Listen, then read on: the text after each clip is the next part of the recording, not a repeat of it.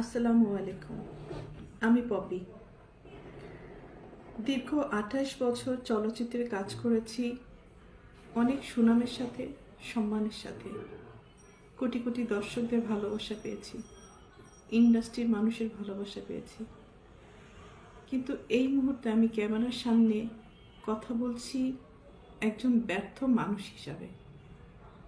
ব্যর্থ মানুষ বলছি এই কারণে, সবার মন জয় করতে পারলেও দীর্ঘ ২৮ বছর আমি যাদের জন্য কাজ করেছি, যাদেরকে এই হাতে লালন পালন করেছি, তাদের কাছে আমি অযোগ্য একজন মানুষ। তাদের মন মতো চলতে পারিনি, তাদের মনের মতো করে নিয়ন্ত্রিত হতে পারিনি। হয়েছি, একসময় হয়েছি, কিন্তু এখন হতে পারি না। তার করে বলেছি আমি একজন ব্যর্থ মানুষ।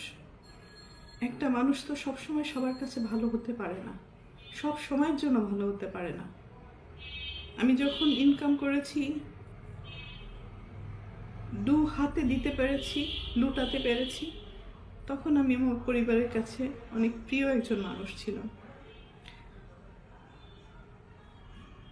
এখন দিতে পারি না, হয়তো তাদের প্রয়োজন অনুযায়ী, যার কারণে আমি এখন তাদের কাছে গলার কাটা, শত্রু এবং অপছন্দের একজন মানুষ। দীর্ঘ ২ দিন যাবৎ আমি আসলে দেখলাম যে আমার পরিবার কতটা নিচে নামতে পারে, কতটা হীন পরিচয় দিতে পারে, কত হিংস্র ব্যবহার করতে পারে, কত নোংরা শব্দ ইউজ করতে পারে। সাথে আমার মিডিয়া, তারাও আমার একসময় চলার পথের সঙ্গী হিসাবে কাজ করেছে। মিডিয়ার কাছ থেকে সবসময় আমি সহযোগিতা পেয়েছি, ভালোবাসা পেয়েছি, সাপোর্ট পেয়েছি। কিন্তু আমার পরিবারের কয়েকটা মানুষের মিথ্যা কিছু কথাবার্তা, মিথ্যা অভিনয়, মিথ্যা নাটক, মিথ্যা অভিযোগ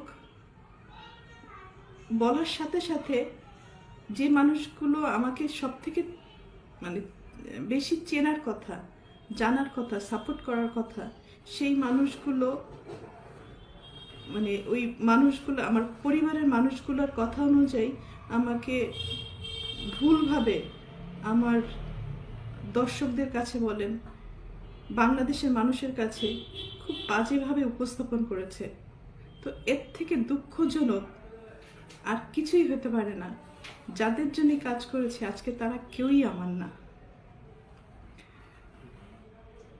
এই জন্য হয়তো আল্লাহ বলে, যার যার জীবন হিজ হিজ হুজ হুজ, কিয়ামতের মাথায় কেউ কাউকে চিনবে না।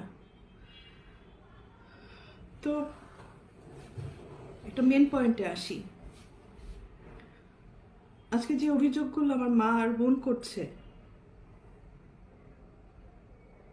খুব স্ট্রংলি আমি প্রতিবাদ করলাম। এর পুরোটাই মিথ্যে, বানোয়াট, এবং তাদের স্বার্থ উদ্ধার হয়নি বলে আজকে সত্য একটা জিনিসকে অসত্য বলে প্রমাণিত করার চেষ্টা করছে। আমি একজন শিল্পী মানুষ, আমি কি ভূমিদস্যু? আজকে যাদেরকে আমি এই ২ হাতে ছোটবেলা থেকে লালন পালন করেছি, যাদেরকে আমি মানুষ করেছি, আমার জীবনের অনেকগুলো সময়, সুন্দর একটা সময়, প্রতিটা মানুষের একটা সুন্দর সময় থাকে নিজের জীবন উপভোগ করার সময়। সেই সময়টা আমি তাদের জন্য ব্যয় করেছি, তাদের পিছনে ব্যয় করেছি, তাদেরকে মানুষ করার জন্য। কারণ আমার বাবা মায়ের সন্তান আমার সন্তান না, কিন্তু তারা তো আমার দায়িত্ব না। তারপরেও আমি আমার ভাই বোনদেরকে নিজের সন্তান হিসেবে লালন পালন করেছি, দায়িত্ব পালন করেছি। নিজের ভবিষ্যৎ, নিজের ভালো লাগা, মন্দ লাগা, অনেক কিছুই বাদ দিয়ে দিয়েছি শুধু আমার ভাই বোনদেরকে মানুষ করার জন্য। কিন্তু এখন এসে দেখলাম মানুষ তো হয়নি, হিংস্র কিছু পশুও বলবো না, পশুরা তো আসলে খুব কৃতজ্ঞতা থাকে পশুদের মধ্যে, কিন্তু এদের মধ্যে সেই কৃতজ্ঞতা বোধটুকুও নেই। আর উপরের দিকে থুতু ফেললে তো নিচের দিকেই আসে। কাদের নামে অভিযোগ করব? অভিযোগ তো আসলে করে বাইরের লোকদের মানে নামে। আর আমি যেহেতু আমার ভাই বোনদেরকে, আমার বাবা মাকে অনেক ভালোবাসি, যার কারণে আমার জীবনে আমি অনেক কিছু ফেস করেছি তাদের দ্বারা। নির্যাতিত হয়েছি, লাঞ্ছিত হয়েছি, অপমানিত হয়েছি। নিজের এত বছর যে আমি ইন্ডাস্ট্রিতে ইনকাম করেছি, তারা আমার সাথে বেইমানি করেছে। আমার সমস্ত অর্থ আমার কাছ থেকে নিয়ে নিয়েছে। আমার টাকা দিয়ে কেনা সয় সম্পত্তি কোনো কিছুই আমার নামে ছিল না, আমার প্রত্যেকটা ভাই বোনের নামে ছিল। আমার অ্যাকাউন্টগুলো শূন্য ছিল এবং আমার গাড়ি, শুধু আমার দেহটা ছাড়া আমার কোনো কিছুই আমার ছিল না, সব কিছুই তাদের আন্ডারে ছিল। আমিও তাদের আন্ডারে ছিলাম। তো একটা পর্যায়ে এসে মানুষের জীবনে বেঁচে থাকার জন্য কিছু না কিছু প্রয়োজন হয়।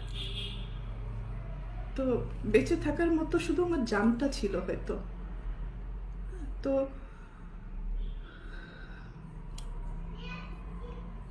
একটা পর্যায়ে এসে যখন আমি জানতে পারলাম আমার পরিবারই আমার সাথে বেইমানি করেছে, আমাকে ঠকিয়েছে, আমার সব কিছু কেড়ে নিয়েছে, এগুলো জানার পরে আমি চুপ ছিলাম।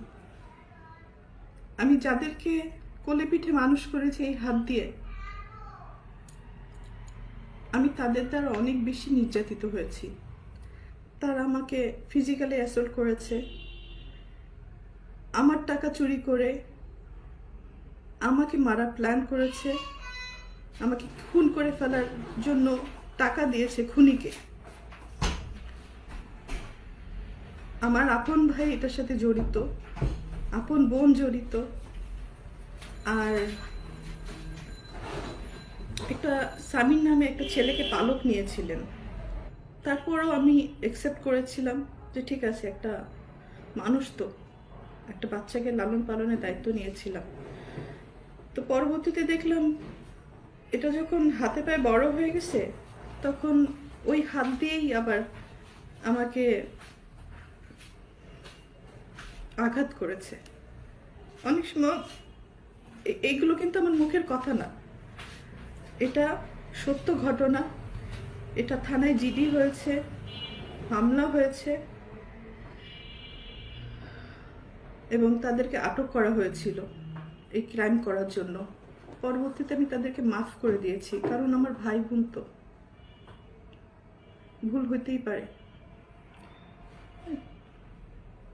সন্তান হিসাবে মাফ করে দিয়েছিলাম। পরবর্তীতে দেখি যে এগুলো বাড়তেই আছে। এবং আমার মা তো আসলে অনেক বড় একটা শব্দ, কিন্তু পৃথিবীতে সব মা না, ভালো মাও আছে, খারাপ মাও আছে। দুর্ভাগ্যবশত আমার মাটা হয়তো আমাকে সেই পরিমাণ ভালোবাসতে পারেনি, কারণ আমি আমার মার কাছে, পরিবারের কাছে সবসময় সোনার ডিম পার একটা হাঁস ছিলাম, মানে দুধ দিয়ে একটা গরু ছিলাম, টাকা ছাপানোর মেশিন ছিলাম।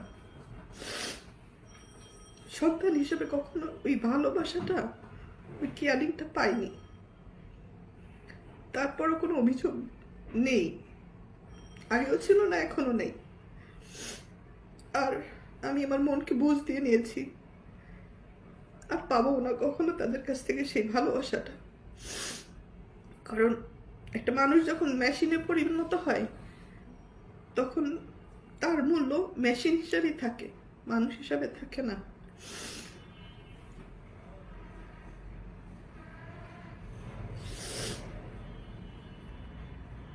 তো যাই হোক, আমার বাপ মা আমাকে আমার সাথে অনেক বড় বিশ্বাসঘাতকতা করেছে। আমার সমস্ত টাকা পয়সা আমার বোনের অ্যাকাউন্টে শিফট করেছিল। তো তারপরে আমি কিছু বলিনি। আমার ইন্ডাস্ট্রির কিছু মানুষ, আমাকে যারা ভালোবাসে, তারা আমাকে সাপোর্ট করেছে। ওই সময় 2007-এর ঘটনা বলছি, মানে একটা টাইমে আমি যে জানতে পারলাম কোনো কিছুই আমার ছিল না। পরে আমাদের ফিল্মের কিছু মুরব্বীরা মিলে এটা সেটেল করে দিয়েছিল যে পপির একে শূন্য হাতে মেয়েটাকে রাস্তায় ফেলে দিলেন। বিশেষ করে আলমগীর ভাইয়ের কথা বলবো, কারণ আলমগীর ভাই আমার কাছে, হয়তো আপনাদের কাছে হিরো, কিন্তু আমার কাছে একজন, বলবো যে আমার সবচেয়ে বড় ওয়েলিশার ছিলেন বাদল খন্দকার। আরও অনেক কাছের মানুষ আছে, তারা এই প্রবলেমগুলো ভিতরে ভিতরে জানতেন এবং ওনারা আমাকে অনেক সাপোর্ট করার চেষ্টা করেছেন। আমার বাবা মাকে ডাক দিয়ে বললো যে ওর কিছু জিনিস ওকে ফেরত দেন, কারণ এটা তো একটা মেয়ে, হ্যাঁ, ওর জীবনে বেঁচে থাকার জন্য কিছু না কিছু ফেরত দেন। তো তখন আমার বাবা মা কী কারণে আমার সাথে বেইমানি করেছিল আমি জানি না, হয়তো এরকম ঘটনা অনেক আছে।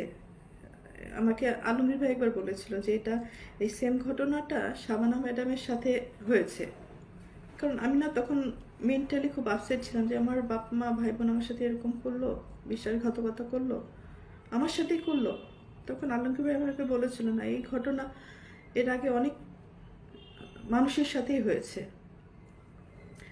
তো সেই সান্ত্বনা নিয়ে হয়তো আমি বাকি জীবনটা পার করতে চেয়েছিলাম এবং কাজ করে আমি আবার সার্ভাইভ করেছিলাম। তো বিগত কয়েকদিন যাবৎ একটা নিউজ বারবার করে আমার মা বোন এস্টাবলিশ করার চেষ্টা করছে যে আমি জমি দখল করতে গেছি। ভাই, যে মানুষটা দীর্ঘ 28 বছর ইন্ডাস্ট্রিতে কাজ করে নিজের জীবনের দিকে তাকায়নি, ভালো লাগা, ভালোবাসা বলেন, নিজের ভবিষ্যৎ বলেন, কোনো কিছুই আমি চিন্তা করি নাই। শুধু ইনকাম করে গেছি আর ভাই বোন মানুষ করে গেছি। শুধু ভাই বোন না, আমি আমার পুরো পরিবার, আমার নানির ফ্যামিলিতে আমি সাপোর্ট করেছি, আমার দাদির ফ্যামিলিতে আমি সাপোর্ট করেছি। আমার কন্ট্রিবিউশন শুধু আমার ভাই বোন না, সব জায়গায় যতটুকু পেরেছি আমি সবাইকে সাহায্য করেছি। আমার মন মানসিকতা একেবারে ডিফারেন্ট। মানে আমি একা ভালো খাবো, ভালো থাকবো, আমি সবাইকে নিয়ে ভালো থাকতে চেয়েছি, ভালোভাবে বাঁচতে চেয়েছি। তো সেই পরিপ্রেক্ষিতে আসলে সবাইকে হেল্প করা। আমার নানি বাড়িতে যান, তার বাসায় যে সে যে ঘরটাতে থাকে সেই ঘরটাও কিন্তু আমার টাকা দিয়ে তোলা। আমার মা যে ঘরটাতে এখন খুলনাতে থাকে সেই ঘরটাও আমার টাকা দিয়ে তোলা।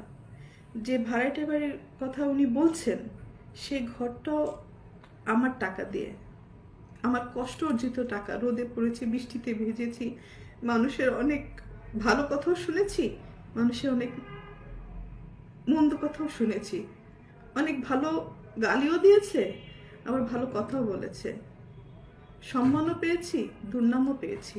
তো সব কিছুর ঊর্ধ্বে হচ্ছে আমি একজন মানুষ।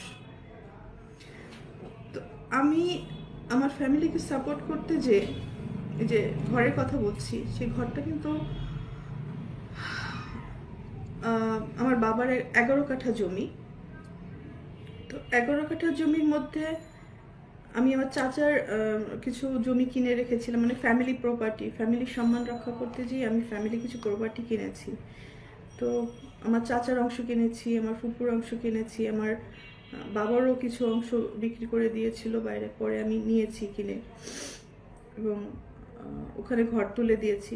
তো কিছু অংশ আমি কিনেছিলাম যেটা রাস্তার সহকারে রেজিস্ট্রি হয়েছিল। মানে আমাকে জমি যখন কিনি তখন আমাকে জমির পিছনের অংশ দেওয়া হয়।